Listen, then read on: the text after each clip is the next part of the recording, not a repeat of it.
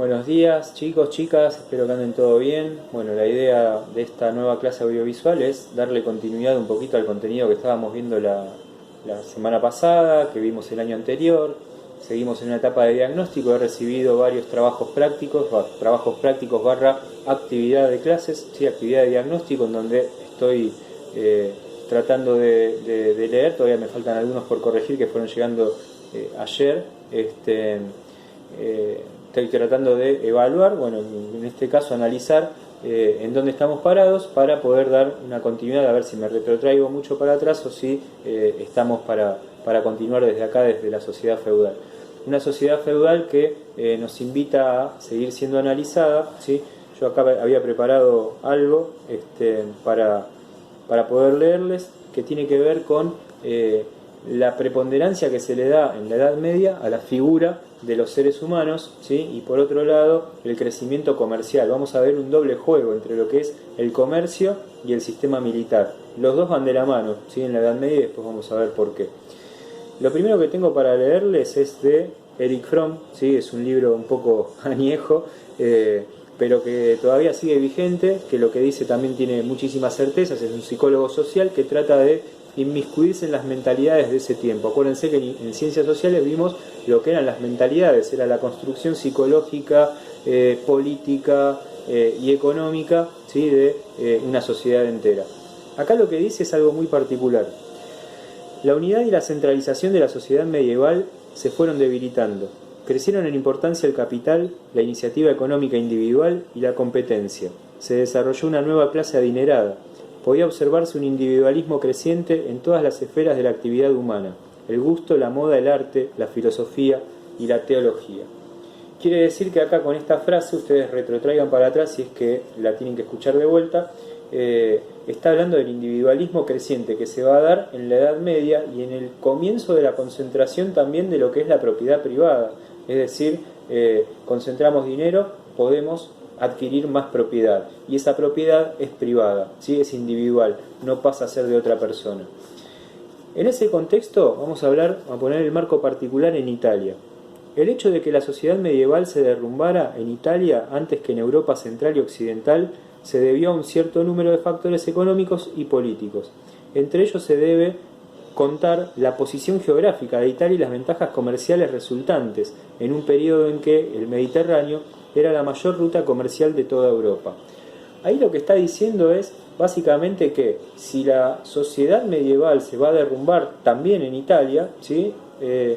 Quiere decir que Italia tiene una figura de preponderancia por algo cierto, que es la ubicación en el mapa geográfico, ¿sí? En la cartografía ustedes miran Italia, esa bota que sobresale hacia el Mediterráneo, y tiene un eje comercial bastante importante, interesante entre los dos espacios, ¿sí? Que marcan el Mediterráneo. Entonces Italia se vuelve como ese lugar también preponderante, y en ese contexto van a surgir dos ciudades muy comerciales, muy interesantemente comerciales, que vamos a analizar en particular también desde lo artístico, que son Florencia y Venecia, ¿sí? Que van a estar en ese auge del feudalismo como dos de las ciudades más importantes.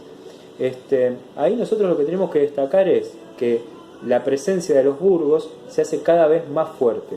Los burgos eran esas ciudades en donde los burgueses, ¿sí? De ahí viene esta cuestión, empiezan a adquirir sus bienes de intercambio, sobre todo la industria textil. Burgos es una ciudad comercial y burgués es el comerciante que en esa ciudad comercial empieza a concentrar sus bienes.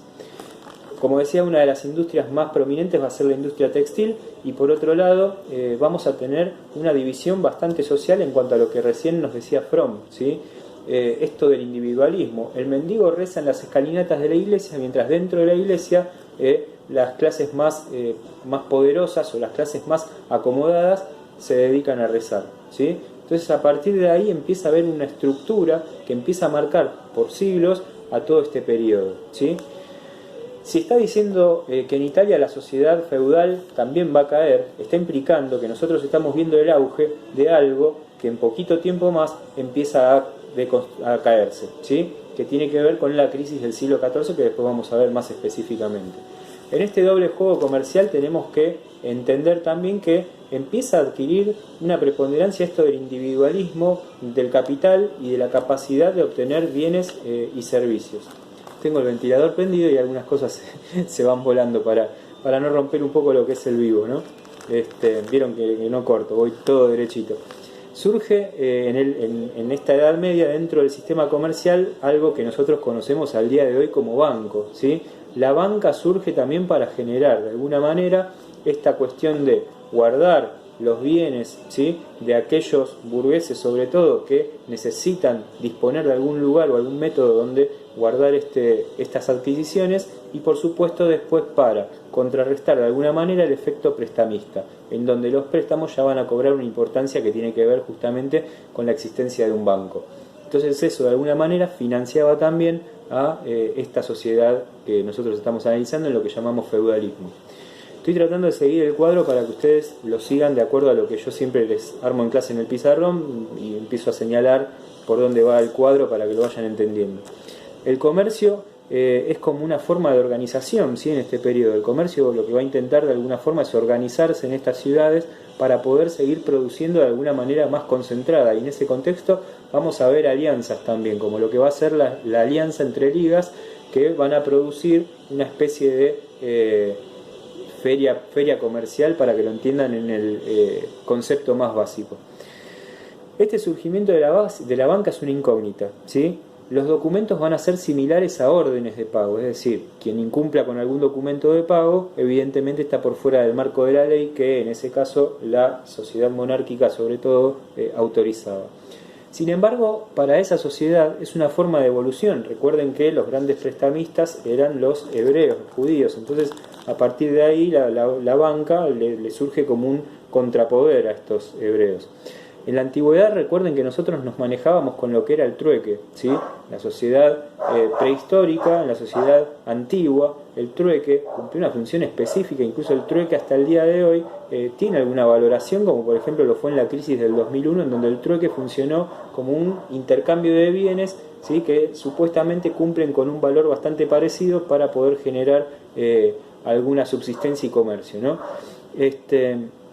La negociación cumple la función de lograr que aquellos que se ponen a negociar los bienes de intercambio puedan generar una cierta acumulación.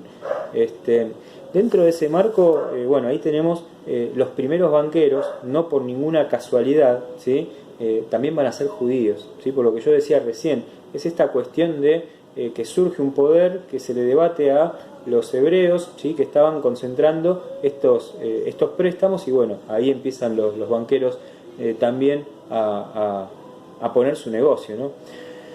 En la Edad Media los lombardos, ¿sí?, también van a ser como la banca de los francos. Acuérdense que nosotros tenemos dividido el reino también entre los francos, los germánicos, ¿sí? Ahí va a haber alguna contradicción en lo posterior. Recuerden de dónde venía Carlomagno, ¿sí? Empiecen a recordar también para refrescar lo que va a ser la próxima clase. El cristianismo y la iglesia autorizan la asociación crediticia, ¿sí? Entonces, desde ese lugar, fíjense esto, qué particular, la iglesia aprueba también una asociación crediticia por medio del papado para poder generar dentro de este ambiente de Edad Media, ¿sí?, que nosotros estamos contextualizando, para poder generar de alguna manera una forma de organización y poder. Ahí es donde los judíos, ¿sí?, en lo posterior, cuando la iglesia autoriza esta forma comercial, los judíos van a ser reemplazados por los negocios templarios. ¿Por qué decimos negocios templarios? Ya van a ver más adelante también los caballeros templarios cumplen un rol importantísimo dentro de lo que es la estructura social, y acá aparecen también reemplazando a los judíos en estas cuestiones de banca. Cuando hablemos de las cruzadas vamos a ver que las cruzadas no solamente son las santas cruzadas, sino que además son las cruzadas por un bienestar económico, por un buen pasar económico, es por llevar el comercio también de lo que los católicos consideran que es necesario. En su reacción Génova, ¿sí?, también surge con el Banco de San Jorge, y Venecia va a utilizar esta sencilla forma de adquirir préstamos para financiar guerras. El banco, sin embargo, el banco no debía superar al Estado, es decir, el Estado por encima de todo, el banco no puede superarlo, ¿sí? Entonces el Estado siempre tiene que estar en un número positivo en cuanto a lo que es la negatividad de lo que puede ser adquirir un préstamo. ¿Se entiende? Espero que haya sido clara esa parte. Esto es lo que nos va a dar en lo posterior, ¿sí?, el paso a lo que va a ser el modernismo. Nosotros estamos preparando esta sociedad feudal para recibir en lo posterior, desde lo artístico, comercial y económico, el modernismo, ¿sí? Entonces, para tener presente este concepto, el feudalismo, ¿sí?, va a ser un modo de producción de sistema agrario mediante el cual se instaura una red comercial también que va a estar basada en los burgos, con preponderancia de los burgueses, y que empieza a generar la concentración de la propiedad privada, los bienes de intercambio y el individualismo de la sociedad humana.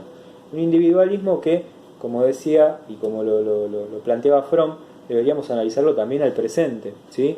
Pensar esta situación actual que nosotros estamos viviendo desde una concepción individualista del ser humano implica también entender parte de lo que nosotros vivimos en la actualidad, cuando hablamos de ahí van los egoístas que igual salen a la puerta y no tienen reparo de quedarse adentro, el famoso quédate en casa. Así que bueno, fíjense qué virtuoso poder analizar también desde la posibilidad que nos dan ciertos autores las mentalidades de una época que claramente que claramente se corresponden también al crecimiento de la especie humana como tal, ¿no? Stephen Gould también hablaba de esto, ¿no?, que hizo la humanidad respecto de ciertas cosas que hoy nos llevan a este momento del presente en el que vivimos. Entonces, bueno, a consideración hay que ser un poco menos egoísta, menos individualista, y tratar de pensar en la comunidad de todos, ¿no?, de todos y todas. Bueno, muchísimas gracias, ha sido todo por hoy. Les voy a dejar el texto, les voy a dejar un videíto para que puedan recordar lo que era la sociedad feudal conceptualmente. Lo vieron el año pasado, pero yo se los dejo para que lo tengan ahí. Hoy no mando actividades, ¿sí?, pero la clase que viene les voy a estar dejando alguna actividad más. Les mando un abrazo y esperando que todo vuelva a como estaba antes y podamos tomar nuestra habitualidad diaria. Saludos para todos y todas.